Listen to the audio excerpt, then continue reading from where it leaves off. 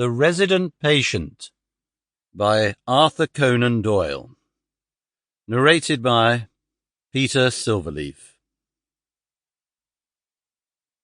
In glancing over the somewhat incoherent series of memoirs with which I have endeavoured to illustrate a few of the mental peculiarities of my friend Mr. Sherlock Holmes, I have been struck by the difficulty which I have experienced in picking out examples which shall in every way answer my purpose.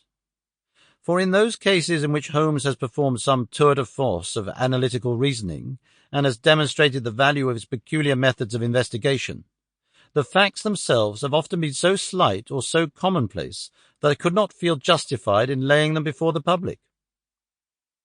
On the other hand, it has frequently happened that he has been concerned in some research where the facts have been of the most remarkable and dramatic character, but where the share which he has himself taken in determining their causes has been less pronounced than I, as his biographer, could wish. The small matter which I have chronicled under the heading of A Study in Scarlet, and that other later one connected with the loss of the Gloria Scott, may serve as examples of this Scylla and Charybdis which are forever threatening the historian. It may be that in the business of which I am now about to write, the part which my friend played is not sufficiently accentuated, and yet the whole train of circumstances is so remarkable that I cannot bring myself to omit it entirely from this series. I cannot be sure of the exact date, for some of my memoranda upon the matter have been mislaid, but it must have been towards the end of the first year during which Holmes and I shared chambers in Baker Street. It was boisterous October weather, and we had both remained indoors all day. I, because I feared with my shaken health to face the keen autumn wind, while he was deep in some of those abstruse chemical investigations which absorbed him utterly as long as he was engaged upon them.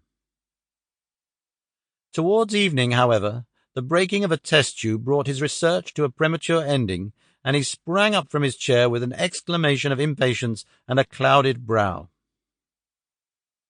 "A day's work ruined, Watson," said he, striding across to the window. "Ah, the stars are out and the wind has fallen. What do you say to a ramble through London?"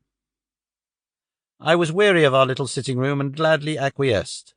For 3 hours we strolled about together, watching the ever-changing kaleidoscope of life as it ebbs and flows through Fleet Street and the Strand. Holmes had shaken off his temporary ill-humour, and his characteristic talk, with its keen observance of detail and subtle power of inference, held me amused and enthralled. It was 10 o'clock before we reached Baker Street again. A brougham was waiting at our door. Sample complete. Ready to continue?